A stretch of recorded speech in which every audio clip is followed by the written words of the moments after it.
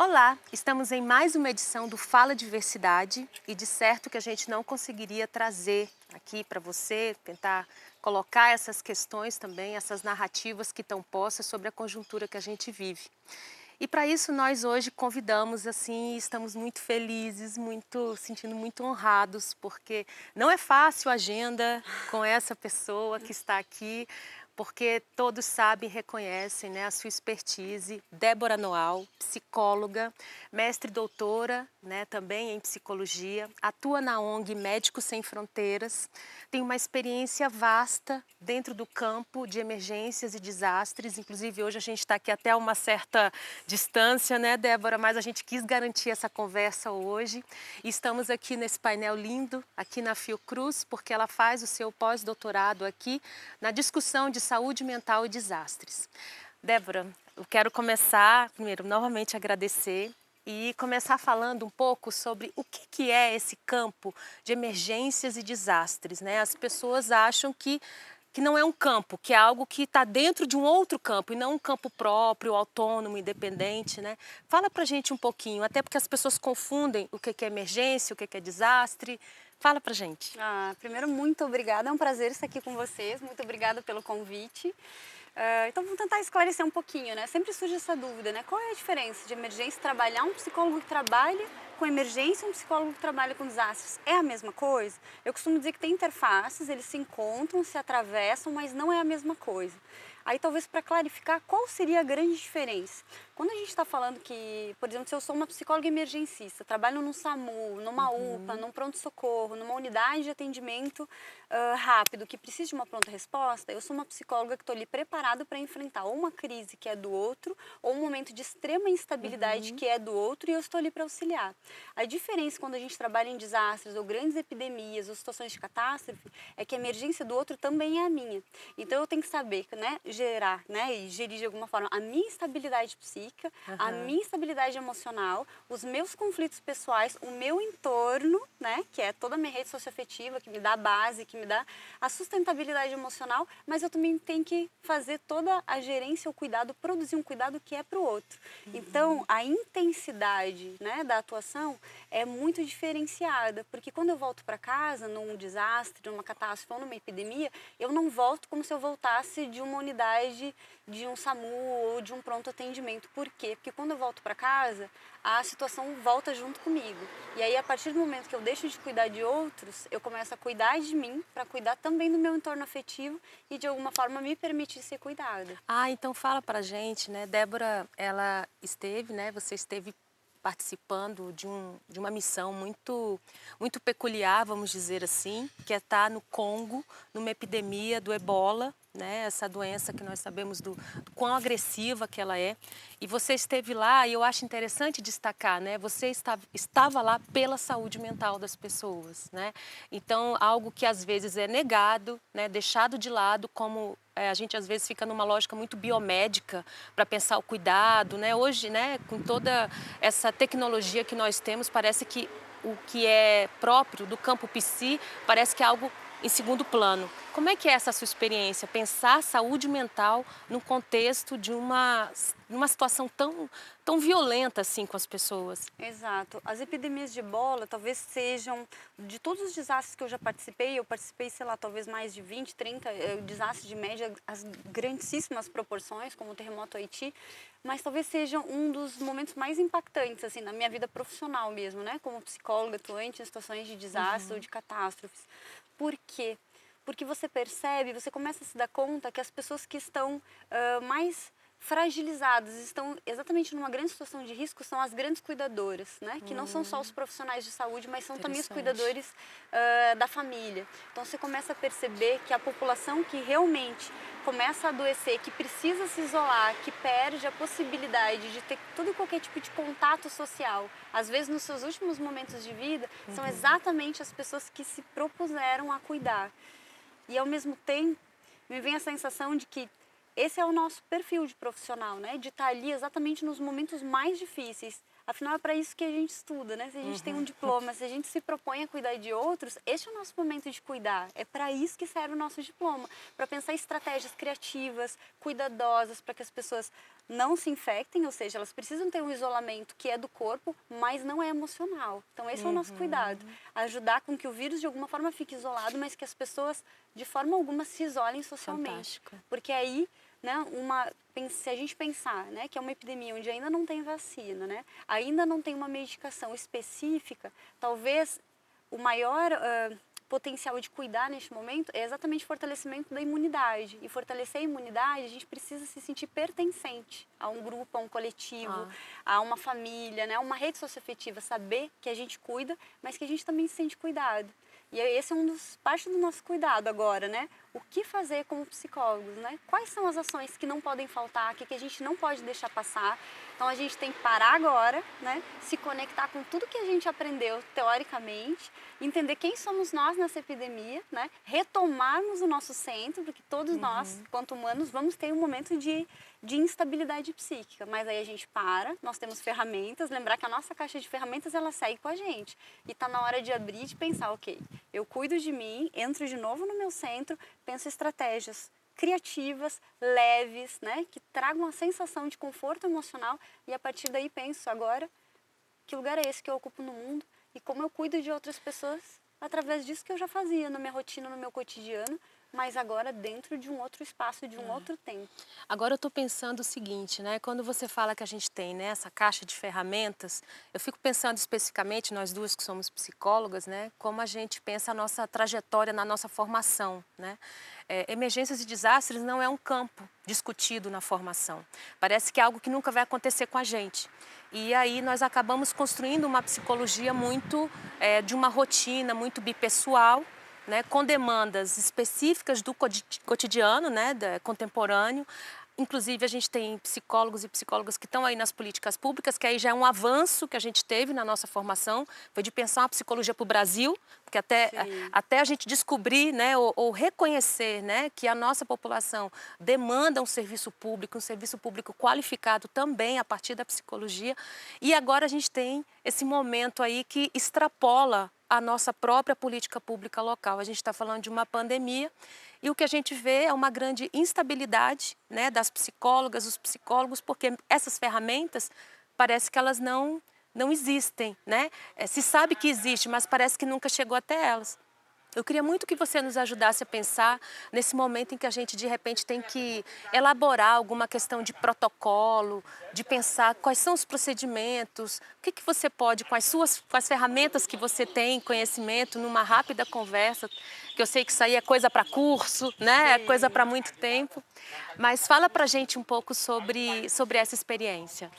Então, eu acho muito interessante você falar de saúde pública, porque eu sou sanitarista, né? Eu sou psicóloga, mas a minha especialização é em saúde pública. Então, é disso que eu venho fazendo ao longo de todos esses anos. E me parece que certamente nas grandes pandemias, a única forma de você cuidar e cuidar massivamente da população mundial é através da saúde pública, né? A gente já sabe que os serviços privados são os primeiros, ou a fazer a barreira, né? Barrar a estrutura do cuidado, ou então se retirar nesse primeiro momento, porque colapsa muito rápido. Mas a saúde pública não tem essa possibilidade. A única possibilidade é cuidar e ampliar, é a única possibilidade.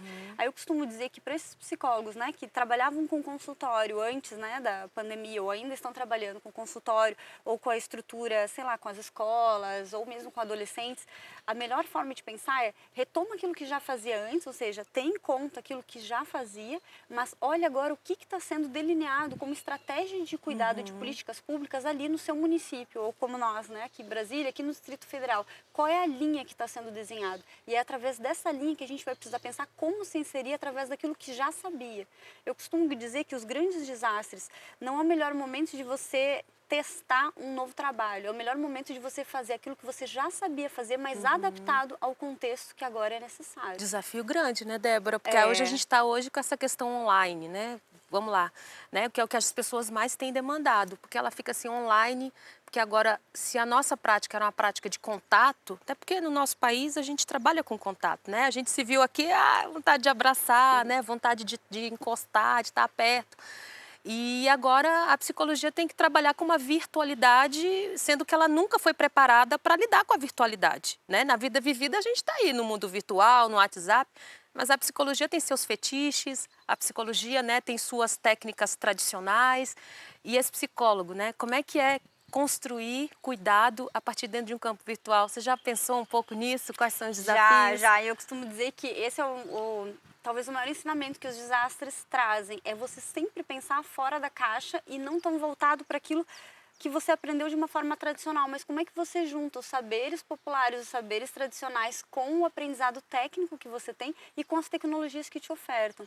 A primeira vez que eu tive essa sensação de agora, o que eu faço? Ninguém me ensinou isso, foi num Ebola, que me falaram, olha, você tem que ficar afastado 2 metros, você não pode tocar em nada, nem no seu rosto, nem no seu corpo e nem em ninguém, você vai ter que usar 11 itens de segurança sobre o seu corpo, então você usava uma máscara no rosto, uma máscara de mergulho nos olhos, uma touca cirúrgica na cabeça, uma touca plástica, obrigatoriamente a gente usa 2 tipos de luva, mais um propés, mais uma bota de borracha. Ou seja, eu não consegui enxergar meu paciente. E aí você me diz, que é mais barreira que isso, você não conseguir nem olhar, não é nem através de uma câmera, que às vezes até cristalina as câmeras de celular hoje em dia, né? Mas quando você está fazendo um atendimento nesse sentido, é só pensar quem já fez snorkel por alguns segundos, a máscara começa a embaçar. A máscara no Ebola também começava a embaçar, então nem enxergar mais o paciente a gente estava. Então você não tocava, não sentia o cheiro, você não enxergava, ainda assim você tinha formas de se expressar. E aí você pode me perguntar, mas né, como é que você fazia com máscara, né? O paciente não sabia nem sua expressão facial. Uma das estratégias era desenhar um sorriso no rosto numa máscara, era escrever o nome e mensagens na língua das pessoas, que no caso era Lingala e Bangala, né? Levar objetos das pessoas, passava tudo por uma desinfecção, mas levar inclusive foto dos filhos, que é uma coisa simples, mas qualquer pessoa que é mãe, né, e que tem um cuidado, a primeira coisa, imagina você isolada, sozinha num lugar, o que você quer saber? Onde estão meus filhos, quem está cuidando deles, eles têm o que comer, porque a gente está falando num lugar onde não existe supermercado, onde não existe geladeira, onde não existe despensa. Significa que a comida é hoje, né? O que a gente tem é agora. Então a gente está aqui desesperado, correndo atrás de papel higiênico. Papel higiênico nunca foi nem usado naquelas culturas. As pessoas nem sabem o que é papel higiênico. Só para lembrar que o papel higiênico, garfo, faca, prato, talheres, foram inventados muito depois que a humanidade já vivia e andava aí, né, tranquilamente. Então, esta hora de parar como psicólogo, mas também como ser humano e pensar o que é vital, o que é essencial, o que não pode ficar de fora. E pensar de uma forma mais leve, de uma forma mais tranquila, sem tão conectado com os seus medos. O medo serve para nos proteger, mas ele também pode nos paralisar. Total. Então, saber esse limite, essa é parte das nossas ferramentas. E aí olha para dentro, pega de novo essa caixa de ferramentas que a gente cuida tão bem do outro e pensa como é que eu cuido agora de mim e o que eu faço de uma forma leve, criativa, mas que seja de fato efetiva neste momento. A quarentena é importante, fazer a reclusão dos corpos é importante, mas não a dos sentimentos e muito menos a dos afetos. Perfeito. E esse é o nosso desafio. Como é que a gente conecta tudo isso de uma forma segura, precisa e baseada em evidências científicas? A gente não está inventando a roda. Já tem bases, já tem construções, já tem pesquisas. E é isso que a gente está fazendo. Juntar isso tudo, mas com uma massa que só a gente dá conta de fazer, que é a massa humana, do afeto. É a única forma de passar por isso. O altruísmo, a solidariedade, é se conectar com a demanda do outro. Quando eu cuido do outro, até minha imunidade é diferente. Qualquer um aqui que é mãe, ou que é obrigado a cuidar de alguém, ou que gosta muito de cuidar de alguém, a primeira coisa que pensa é, não está na hora de adoecer, eu tenho muita gente aqui para cuidar. E é disso que se fala, você não precisa ter os seus filhos da sua barriga, você não precisa adotar ninguém, você precisa pensar na humanidade como algo mais ampliado. Todo mundo pode cuidar. E isso também fortalece muito a imunidade, a solidariedade, o afeto.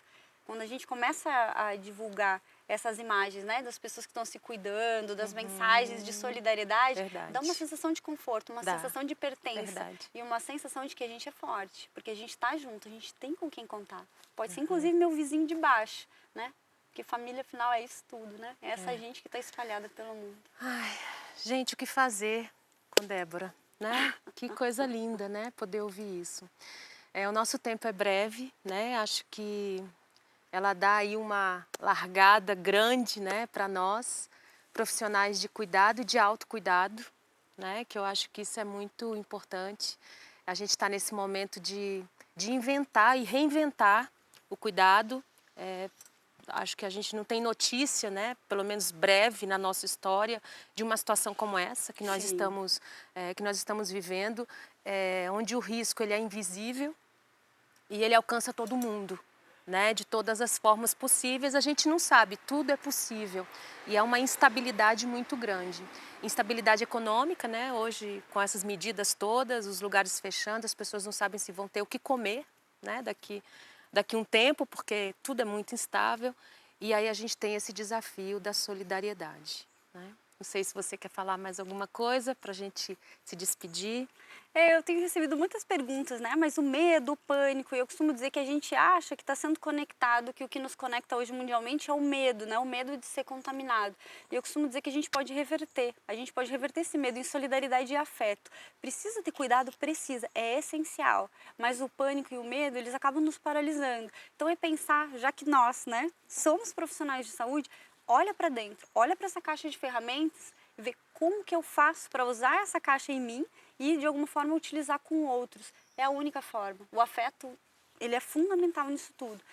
E quando a gente trabalha com pessoas que estão lá, né, nos cuidados paliativos, em fase terminal, ou estão numa epidemia, ou estão num momento de grande sofrimento humano, a gente percebe que o afeto pode e muito salvar. E salvar de várias formas, inclusive aquele mesmo que cuida. Então, de pensar essas outras estratégias que sejam leves, que sejam efetivas, mas que tenham afeto. É o afeto que vai conectar isso tudo, Muito com bom. a teoria e com a ciência. Ai, perfeito. Débora, muito obrigada. Obrigada né? a você pelo Obrigada convite. demais por esse bate-papo aqui. A gente poderia ficar muito tempo aqui te ouvindo suas histórias todas, mas vocês podem conhecer as histórias de Débora, estão aí publicadas, existem, né, muitos, tem vídeos, tem textos, né? E se quiserem conhecer um pouquinho mais da Débora.